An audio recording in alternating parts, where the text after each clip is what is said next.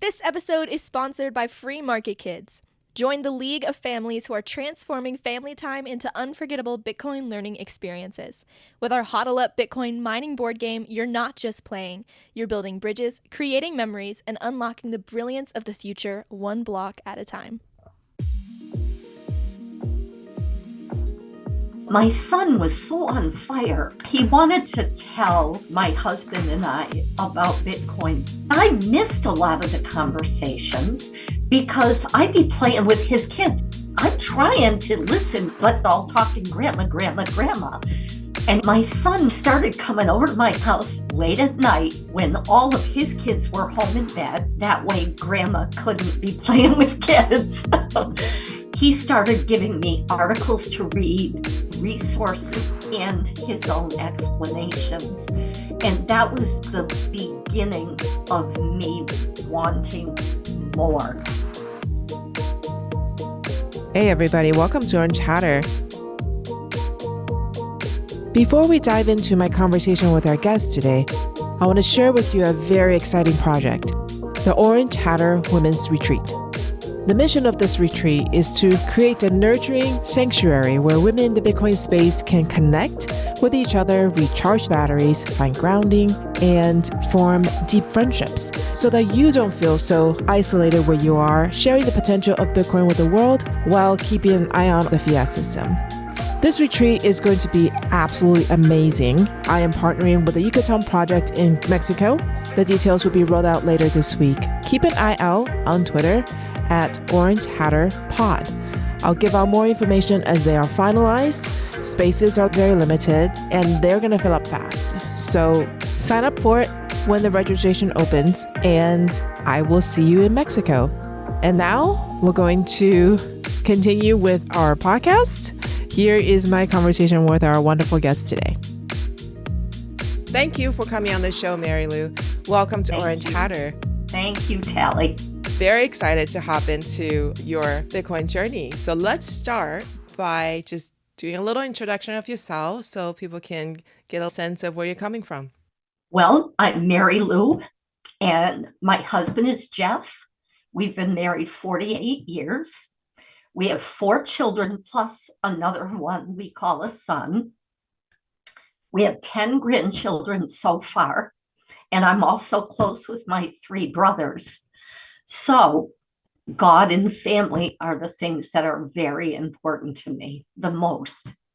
And what a blessing to be surrounded by family. I live in Northampton, Massachusetts, where I was born. And I'm not sensitive about saying I'm 66 years old.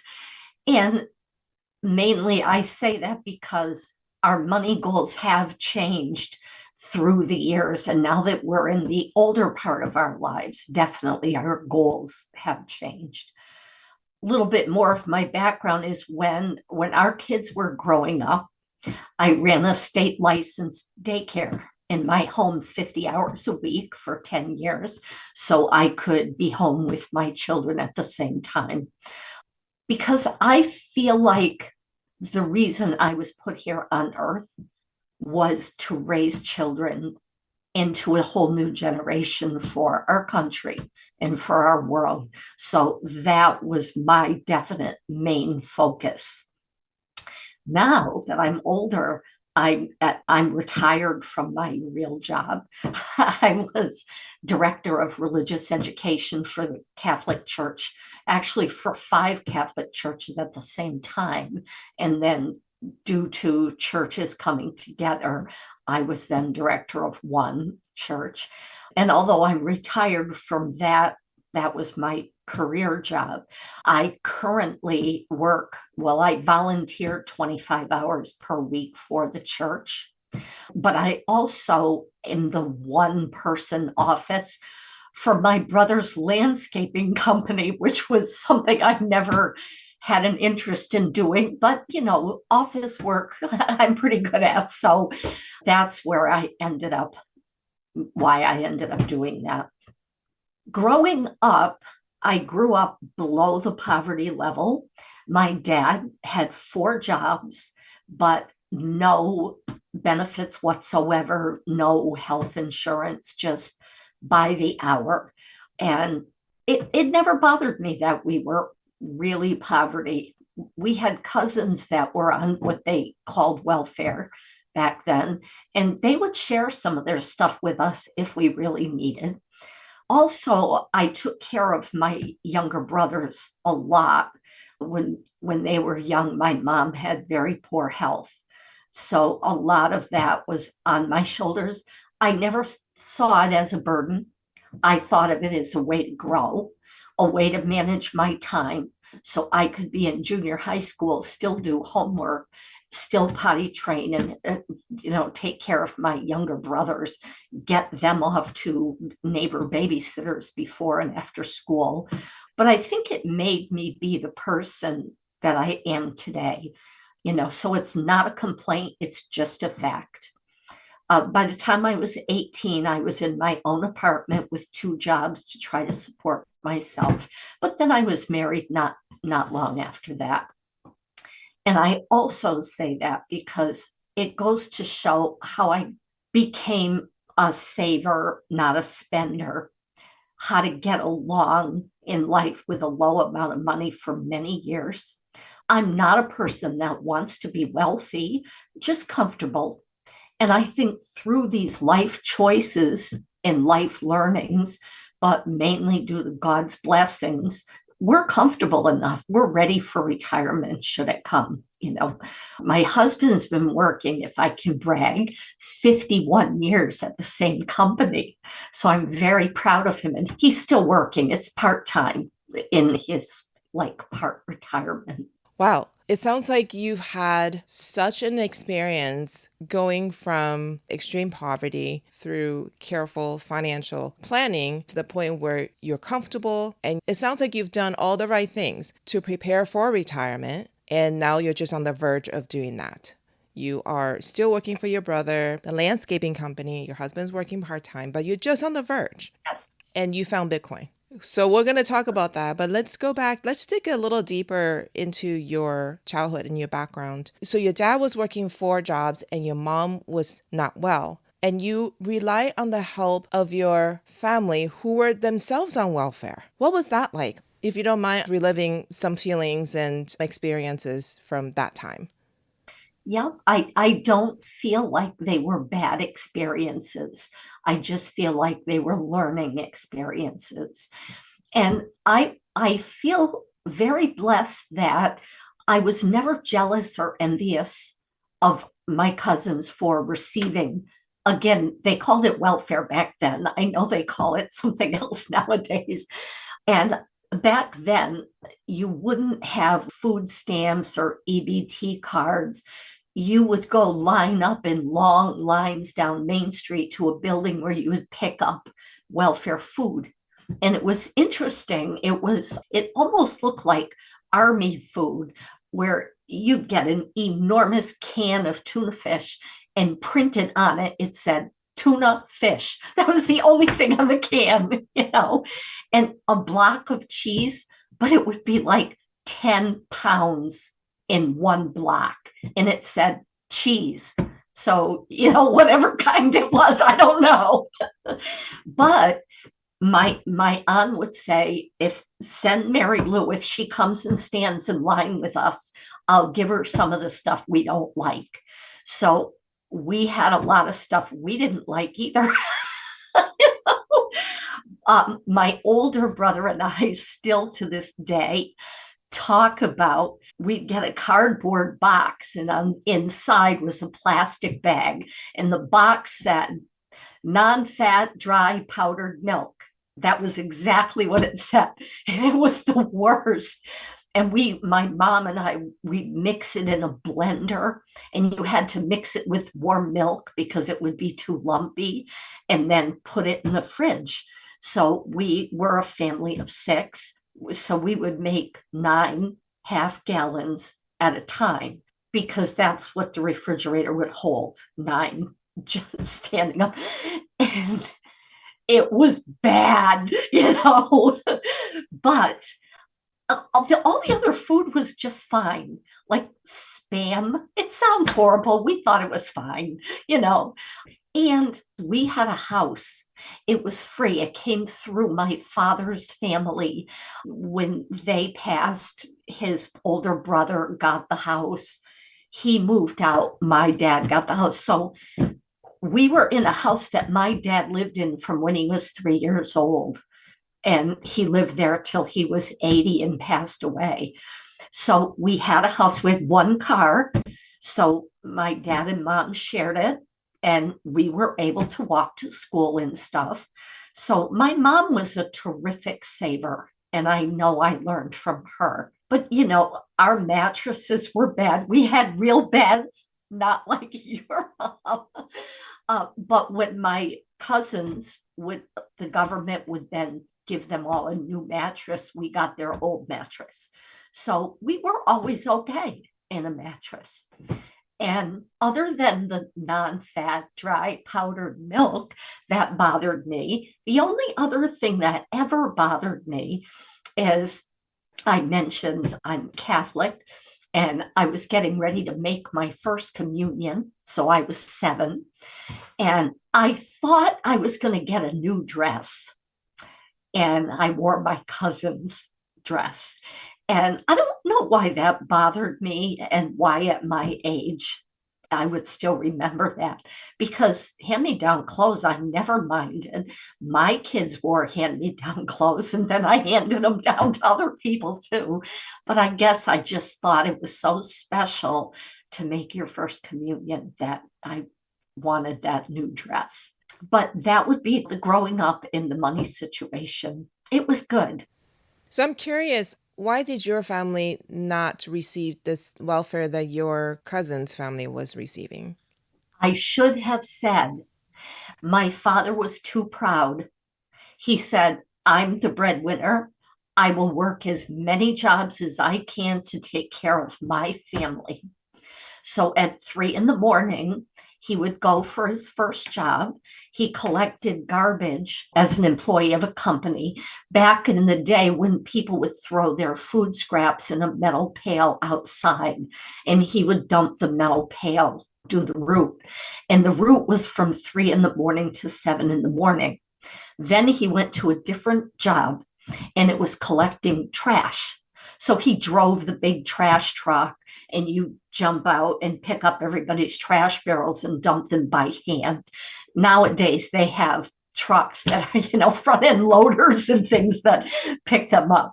But he would do that. And that was 7 to 3. Then he would he worked at a lawnmower shop, and he repaired lawnmowers. When they were repaired, he'd deliver them to the people. But he could only squeeze that in. And that was also on weekends, because from 4 p.m. to 6 p.m., he drove truck for the post office, and it would just be go to 8 different local post offices and deliver enormous bags of mail. And my older brother and I really loved it before my younger brothers were born, because he would take us with him. He'd come pick us up at 4, and for 2 hours we'd ride in this big truck, and we'd get out and roam the post offices. And the other funny part is the truck didn't have seat belts, and we thought it was fun to ride in the back with all the mail. And it was pitch dark back there. And we would hold on to the lats that were on the sides of the truck so we wouldn't fall over. And we, sit on bags of mail. But they were good memories. And we'd get home, and my mom would have supper all ready for all of us. Of course, when the younger brothers came, my mom's health failed, and my dad still did all the jobs, but I kind of stayed home to help with the kids. So no benefits with 4 part-time jobs. That's why there were no benefits. And I do remember my mom saying, for years and years and years, she paid our hospital $5 a month, because every time she had a baby, there was a hospital bill, and they couldn't afford it. And how nice that the hospital would accept such a low amount of money. I I remember being a teenager and she was still paying. So, and we did not go to the doctor very often, I'll tell you that. When the school made you for shots, we would go. But other than that, if we were sick, we got better on our own. You know? You didn't feel poor. And I think that's really interesting to witness your dad working so hard and then having to step up when your mom wasn't feeling well. And yet you didn't feel poor. Like, how is that possible? Because I had a home. I had clothes, even though they were used, it didn't matter to me. And I think because I had a mom and a dad in a stable family, and they loved us, they were interested in what we had to say. So I didn't feel lacking. The other thing, and because I felt this way as a kid, I tried to teach it to my own kids. If you try to take the responsibility yourself, if you're like when I was 12, I was babysitting a lot for families because that was my money. And I actually could go to our local department store. It was called Bradley's at the time. They don't exist anymore. And you could buy a shirt for $2 or $3, on their bin. And I would say, I bought this shirt myself. And it made me feel good about myself. The summers of when I was 12, 13, and 14, I actually, by then, my mom was doing a little better. And I babysat 48 hours per week for a family that had 3 kids. My mom didn't want me to spend my childhood working, but I was like, it's kind of fun. They listen to me. They're good kids. It's okay. I love kids. I play with them. I was paid terrible money, even compared to other people in the day. But the family were farmers, so they didn't have a lot of money to pay a babysitter full time. But they would sell my parents a 50-pound bag of potatoes for $2. So potatoes are filling. And every meal you can have a lot of potatoes. And my mother would cook them different ways. So we weren't hungry. I remember one day my dad surprised me. And it was a Thursday or Friday. Paycheck day was Friday. And my mom made pancakes for supper because they ran out of money for food that week. And my dad said, these pancakes are so good. These are the best pancakes. And I said, I thought you liked hamburgers the best. No, these are good. Later that evening, my mom apologized to me that pancakes were what we had for supper, that there was no protein, no meat, no. And I was so surprised. I thought that was treat night. I loved pancakes for supper. I didn't realize that it would have anything to do with waiting for the paycheck to come to buy a hamburger. So I don't know. I think God gave me the accepting attitude, and he gave me a family that loved me. And I always had my faith. For years, my mom was sick and she couldn't go to church. And I would walk to church by myself, like I'm talking like I was 6 and 7 and up years old. And I was a little afraid walking down the street. It was close, but as a kid, it felt far, where I had to go on 3 different streets. And I used to think, I hope I can find it. Like, geez, you'd think I'd be used to it. But it was that important to me. I wanted to go. They didn't make me go. God spoke to my heart. And I think that kept me going all those growing up years.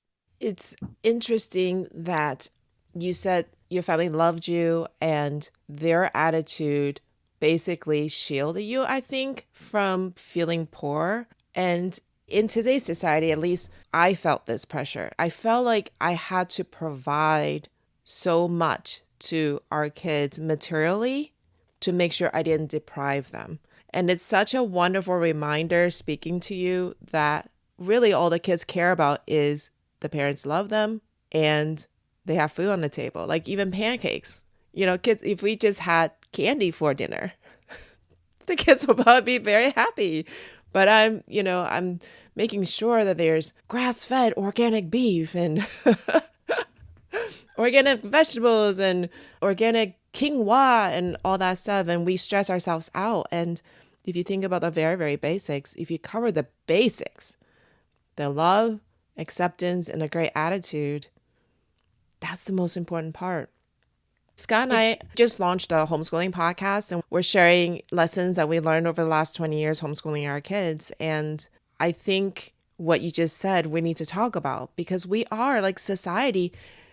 I don't know what it is today. Maybe it's all the social media. We feel such pressure, like parents feel such pressure to provide opportunities for their kids.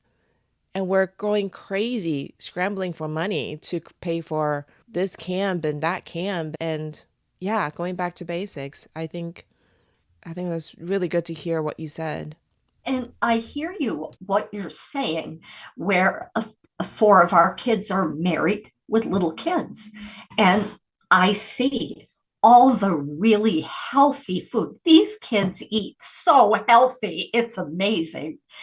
They are into, even as kindergartners and 4-year-olds, they're into all the sports with hockey gear and baseball and like all the stuff that they do, gymnastics, and I think that's great. I didn't have it, although for a short time I had some ballet lessons. They were very short lived, but that was fun, and it was the only organized thing. Oh, Girl Scouts, because that was free. So I was a Girl Scout growing up, but I kind of held those values when I became a parent, and my kids didn't seem to mind that they had leftover. Our first child was our daughter, and it was like I'm ready to give birth, and we didn't have a crib. My husband worked 5 12-hour nights for almost our whole marriage as a blue collar worker. And I stopped working for just about, I think, 3 years when our first two kids were born, so I could be home with them. So money was tight, but we did choose to buy a house and live poor rather than have an apartment and have a little extra money. We actually went 12 years without ever going to a movie. Our daughter was 12 the first movie that she went to. So we taught them you don't waste. And we taught them to do chores in the house. And we didn't pay our kids for the chores, and they didn't get an allowance. I don't think they knew other families did that. But when they got older, they learned that we didn't buy them a car, and they all had jobs through high school, and really they paid for their own college. Nowadays, I think our government tells us that parents and grandparents have to pay for their kids' college, but really they can get loans, they can get scholarships. And once you're out of college, if you can get the job that you went to college for, you can actually pay off your own college loans. I remember my daughter going off to college saying, every single one of my friends goes to college for free. Their parents pay. Like, she was a little ticked. And I would always say, you are going to be so proud of yourself later on. You're going to tell everybody you did this on your own. And I am so proud of you. I think she got sick of the speech, but you should hear her now. She tells everybody my parents never paid for college. She forgets that we did pay for books and things, but she did pay for college, and she's an OBGYN doctor. our sons all went to get their masters. We have a nuclear engineer son and a computer engineer son, and a son that went to MIT for a master's in his business. So you don't have to give your kids everything in order for them to become successful. They did it on their own. We loved them, supported them, and did the best we could. But as the years rolled on, we were able to save. My husband's self-taught on stocks and bonds and ways to invest over just putting the money in the bank, which was all I ever did. And really, there were times that I didn't want him to save because I wanted to bring my kids to Burger King. Every kid in the neighborhood had a Burger King crown except us. And I was suffering. I wanted them to have the Burger King crown. But he was like, I'm saving $10 a week and that's it. And we're not bringing them to Burger King with the $10. And he was right. If you're willing to not waste, you still can be very happy. And nothing much bothered me except my daughter's used crib, which 7 children had used before her. And I kind of wanted a new crib, and the Burger King crown. So those are the only things that ever bothered me. So you really can psych yourself out and say you can have a happy life, even if you're not wealthy. So I'm just thinking back to what you said about how your kids did chores and you didn't pay them for it. That was a big topic that my husband and I argued about when the kids were little, because he wanted to pay them an allowance based on their chores. And I said, no, they're part of the family doing chores. We don't get paid to do chores. Why should they get paid to do chores? They're part of the family. They should help to maintain the house. This is part of their responsibility.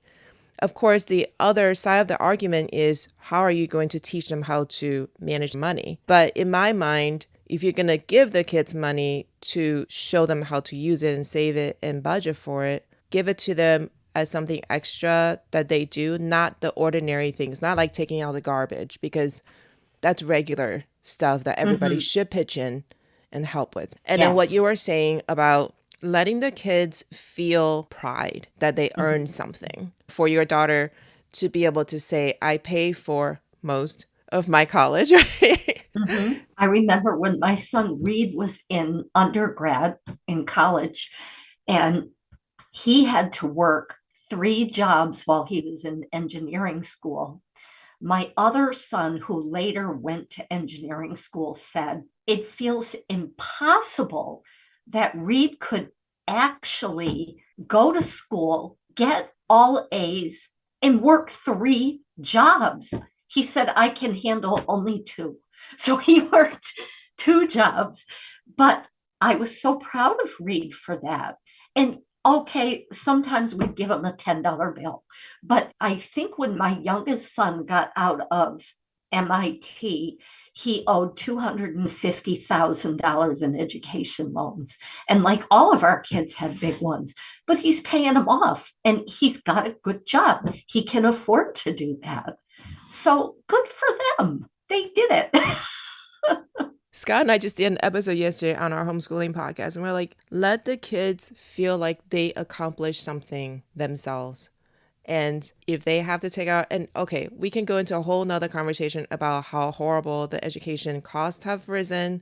But if you can make it happen and you did it on your own, that is a huge source of pride, and that affects every part of your life going forward. So it really does. And as far as allowance, we made having a list of chores, we tried to make it fun. Sometimes the older ones didn't think it was so fun, but it was this big honor. When you turn 2 years old, the day after your birthday, you would get a list of chores. You are so lucky. Like, okay, so when they were 2, the list would be make your bed. Of course, it would look horrible. And I would bite my lip and not fix it. I would leave the bed messy. That was hard because I wanted it neat. Hug mommy, hug daddy. So you have to come to the wherever whatever room we're in, hug, check it off the list, pick up 3 toys and put them away. So that was the type of list. And as the kid got older, it would grow. So the oldest kid would have to read the list to the 2-year-old who couldn't read yet. So even I wasn't doing that. I'd have the older daughter, okay, go find mommy and hug her. But I like the hug. It benefited me. But the dusting, that was my daughter's worst. She hated it. And they all shared dishwasher, empty, so they were very manageable things. And with a household of 6 of us, and I ran daycare full time, it was a big help to me to have a kid empty the dishwasher. Yeah, I feel like we can talk about this forever. But let's circle back to Bitcoin. How did you hear about Bitcoin and when did that happen? I heard about Bitcoin through my son, Reed, who, as we segue from parenting into Bitcoin, I really feel on fire to say he has 3 young kids. He does pay them like to do work in the house. He'll pay them. They choose to be paid in Bitcoin. He pays his kids in Bitcoin and they are happy. I mean, one of them is in 1st grade. They all have Bitcoin. He's taught them about it. And they're actually saying, I would rather Bitcoin than cash. So, way to go, Reed. So, Reed started to tell my husband and I about Bitcoin back in 2015 ish. And he was diving into it. He was working full time, a house with 3 kids. But late at night, he was really pouring time into it. He wanted to share this with us. But at the time, my husband was not really interested. He had his way of saving. We're older. He's like, no, this is my set way of doing money, bank, stocks, so not interested. But my son was so on fire. But I missed a lot of the conversations because I'd be playing with his kids. Heck, they're here. Reed and Jeff are having this Bitcoin conversation, and I'm trying to listen with my ear, but I'm playing with 3 kids all talking grandma, grandma, grandma. Well, my poor husband, I would grill him after Reed's family would leave. What did Reed say? I heard this sentence. Now, what part was that? And he really wasn't giving me the details that I wanted. And I think it was because he wasn't that interested. So maybe he wasn't investing himself in listening well enough to be able to repeat what was said. So after some years went by, Reed picked up on the fact that I was pretty interested. So the fall of 2021, Reed started educating me. And he started coming over to my house late at night when all of his kids were home in bed. That way, grandma couldn't be playing with kids. And he started giving me articles to read, going on the internet, giving me resources and his own explanations. And that was the beginnings of me wanting more. Yeah, what was he telling your husband about that caught your ear that made you want to learn more? Maybe it was less the words because I couldn't always hear the words. He was on fire. This was his passion. He would say, Dad, I see you're not really interested, but I believe this would be so good for you. And I want to benefit you. And I just think if you could put some time into it, you would see that you can still keep what you've got with stocks. You can get a little Bitcoin, learn about it on your own time and your own pace. And I'm sorry, I don't want to harp but I want good for you. And I kept thinking, I want to hear this conversation. You know? And then my own journey, when he started coming over in the fall of 2021 and saying, okay, we're going to have a Bitcoin meeting, you and I started liking things that he would say about your independence with Bitcoin. I never liked big government, especially when they say we're here to help you and then they don't really help you. I have nothing against government helping people in need, but maybe they're not always really there. And I always felt that the government was set up to be of the people, by the people, for the people. But people are in charge of the government, and people aren't God. Greed comes out accidentally. I think when people start working in the government, they probably say, I want to help people. But greed sneaks in.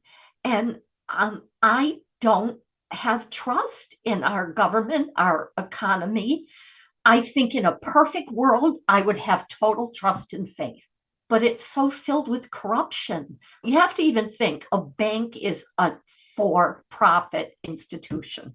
They're all looking to keep themselves going on the backs of people who have no other recourse than to just trust the bank with your money, trust the government who can devalue your money at any time, who can just raise taxes and take your money at any time, who can take your money for taxes and spend it the way they want without asking taxpayers how they feel we should have it spent.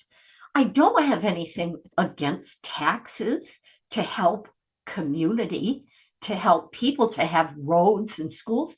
Sure, I'm glad to pay the taxes, but I'm not glad to pay them when I feel they're completely wasting my hard-earned money. I don't like that.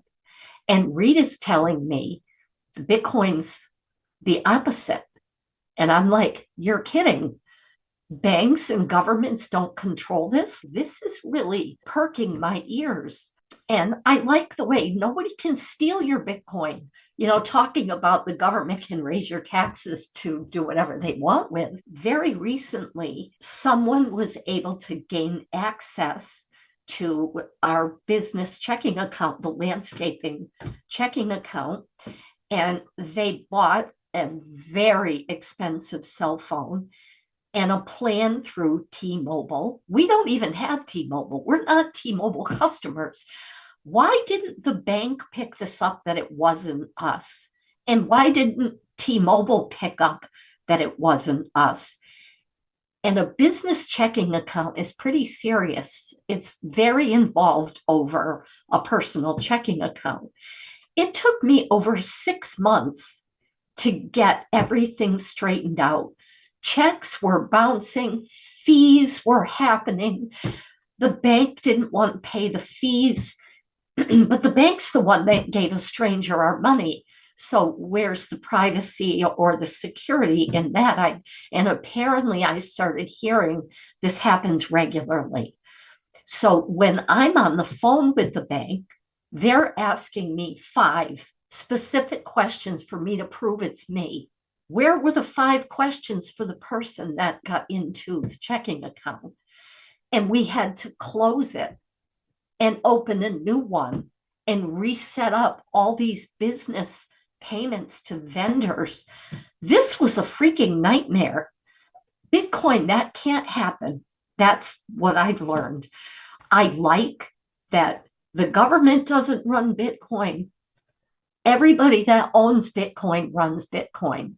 It's group based. God likes that. God wants us to work together and encourage each other to do the right thing, not lord it over each other or actually steal from us. So it makes me feel that it goes even with my faith and my deep grassroots of who I am. And I think that Bitcoiners, it gives them hope for the future. Someday I'm talking to other Bitcoiners and they want to be able to go buy a loaf of bread with their Bitcoin. And I would like Bitcoin to become a medium of exchange someday. I'd be glad to get away from fiat dollars. I do have a story about the privacy of Bitcoin and why the privacy is important to me. Really, it's just an example. I'm pretty stubborn and I don't like giving out a lot of information about myself. Although here I find myself on a podcast opening up all about myself. But recently, I was at a retail store, and believe me, I do not like shopping. I can go to a store and say, I don't think there's one thing in this store that I actually need or want. I'm not a shopper. And with COVID, I went 2 years without entering a store. But recently, I went into a store to get something specific. And when I went to check out, the cashier said, "Do you have a store card?" No, I didn't have a store card. Well, if you sign up, you'll be able to save this many dollars on today's purchase right now, and then a percentage in the future, and you'll get emails and you'll get coupons. And I thought, I love to save $1. What would you want to know? So I look at the form, and there were way too many questions to give to a store.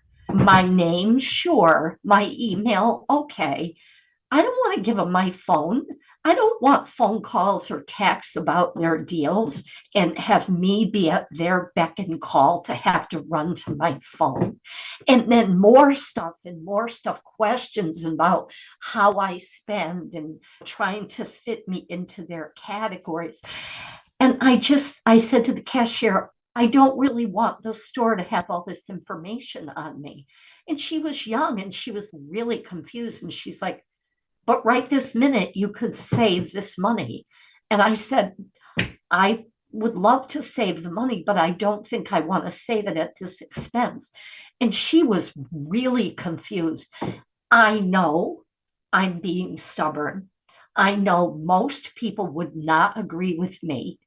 And I can't believe that I'm even brave enough to tell you in this podcast, because I do sound sort of like a crazy person. But I didn't take the deal. And then, because I was new to the store, she printed my receipt, and there was a coupon printed on the receipt. And I said, "It expires in 5 days." I said, I'm not coming back to your store in 5 days. So there was a lady behind me in line, and I said, "I've got a coupon. Do you want it?" And she's like, "Are you sure?" And I'm like, "Yeah, you've got a full shopping cart. You might as well take the coupon." And the cashier's looking at me like, "You can't do that." She didn't say you can't do that, but she's like, no, shaking her head no. And I said, "Well, it's a coupon from your store."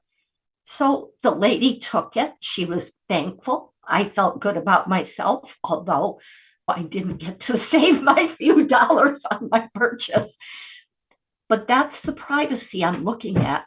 And Bitcoin gives you that privacy, where because it's digital currency, they do have a way to, it's on a blockchain. Every transaction is recorded. That tells me it's safe, but it doesn't have all your personal information in that blockchain, just that there was a transfer, and that's all. So I really like that fact that you can be private and that you can have control over your money. I don't think you're crazy, by the way, to sell your information for a few dollars. I get caught up. There was a time when Scott and I were moving around a lot. Kids were little, and we were doing the Dave Ramsey program. We were trying to pay down our debt because we also graduated with a ton of student debt. And he's all about, saving a dollar here, a dollar here. And couponing was a big thing back then. You Oh, you yes. cut out the Sunday Yeah. coupon page, and I would make a whole pocket of them organized in categories and things like that. And I would go to the store and I would never remember to use any of them when I'm checking out. I Because always used you 20 use, of them. see, I have 4 kids, very close. And when I went shopping, it was always a shopping cart for the food and a shopping cart with the kids. And I was pushing both at the same time. So when you're going through the checkout line, you just want to be out of there as soon as possible. But because I always wanted to use coupons and I never got to use coupons, when they give me coupons, I just throw them away because I I'm not going to remember. But when you cut coupons, you start to look at things in cents, like 5 cents here, 25 cents there. And something tiny like that becomes very enticing. So for you to stand your ground, I think that shows your integrity and your character. So good for you. Thank I don't think you're you. crazy because then they can target you with all kinds of advertisements. And for me anyway, when I'm really strong emotionally, I can be like, no, I'm not going to do that. But when you're tired and your emotional battery is drained and they flash those things at you, you have less defense. And you're like, oh, they think I should go buy that brand apple juice? Sure, I'll go. You know what I'm saying? Like you run Yes. out of energy to make decisions because that takes energy juice. So anyway, Yes. I can totally understand where you're coming from. I don't think you're crazy, honestly. I wish I was strong enough to say no to a lot of those things because I become subject to their advertising campaign and things like that. Mhm. But okay, so let's go back to Bitcoin.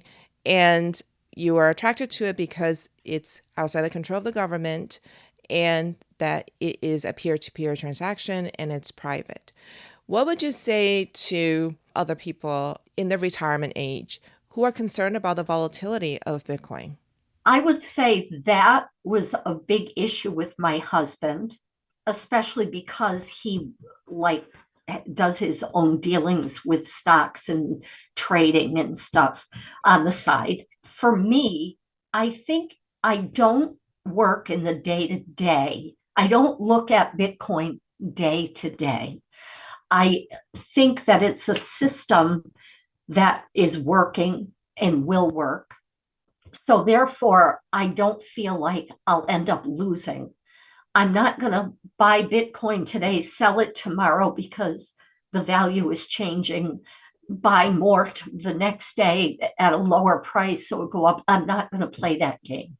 So I feel like long term it's going to work. But where I am 66, I am near retirement age. I feel like I don't have a lot of years left in my life for value to really build up. I don't think it's something that is going to be the only thing that keeps us alive through retirement.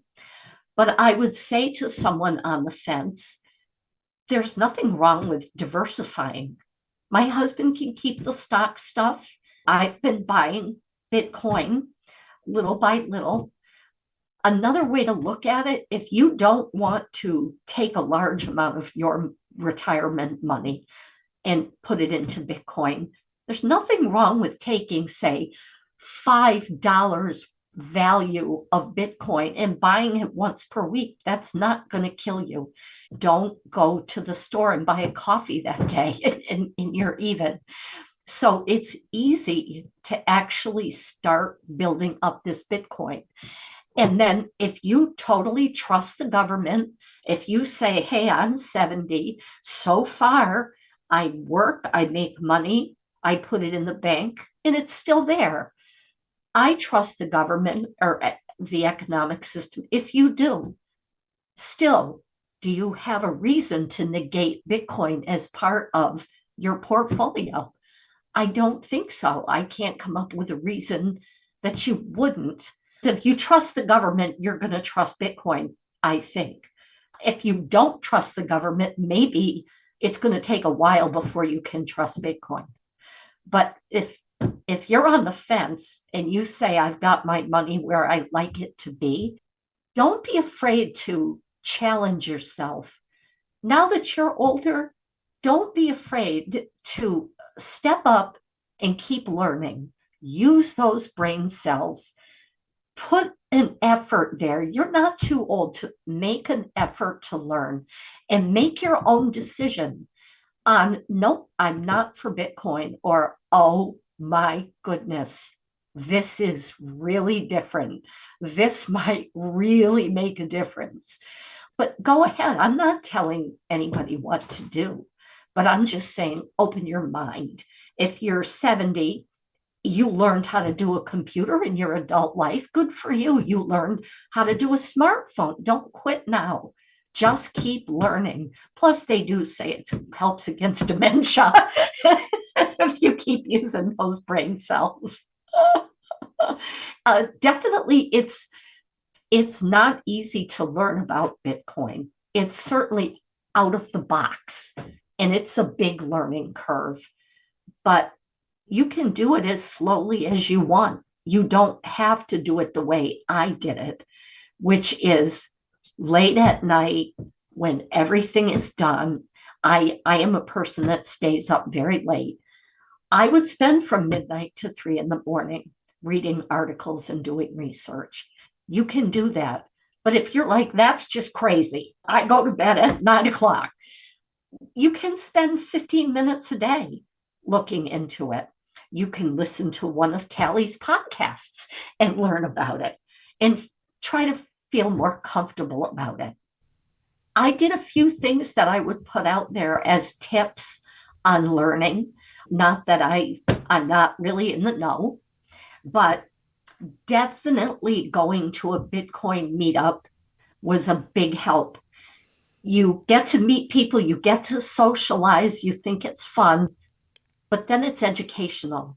Once I started going, and I could be quiet and listen to all the education stuff going around until I realized I was throwing in my opinions too. Another thing that was brought to me in these meetups is to go to Bitcoin University on YouTube. I think they also have a site you can sign up, but I didn't want to spend any money. I'm not sure if money was involved, but you can go to YouTube, and Bitcoin University will start you as though you just heard the word Bitcoin today. And it's sort of a Bitcoin for dummies kind of thing. And then it works its way up to where experts can still learn from Bitcoin University. Matthew Cratter is the guy in charge, if you look it up. I also learned a bunch from Michael Saylor online. So if you just look up his name, I think it comes up as Michael Saylor Bitcoin because there's a lot to learn. But I think people are social. God made us social. And I think these gathering meetups, even if they're on Zoom, you're more willing to let down your guard, listen to what others say, put out your ideas, even if you think your ideas might sound kind of crazy or ill-informed. Put it out there, because that's how you're going to learn. You're going to get the feedback. That would be my advice. Thanks for joining us today. If the discussion with our guest resonated with you and you would like to dive deeper into the world of Bitcoin, don't miss out on joining the Orange Hatter Women's Reading Club. The meetup link is in the show notes. Also, if there are women in your life whom you think would both enjoy and benefit from learning more about Bitcoin, please share Orange Hatter with them. Until next time, bye!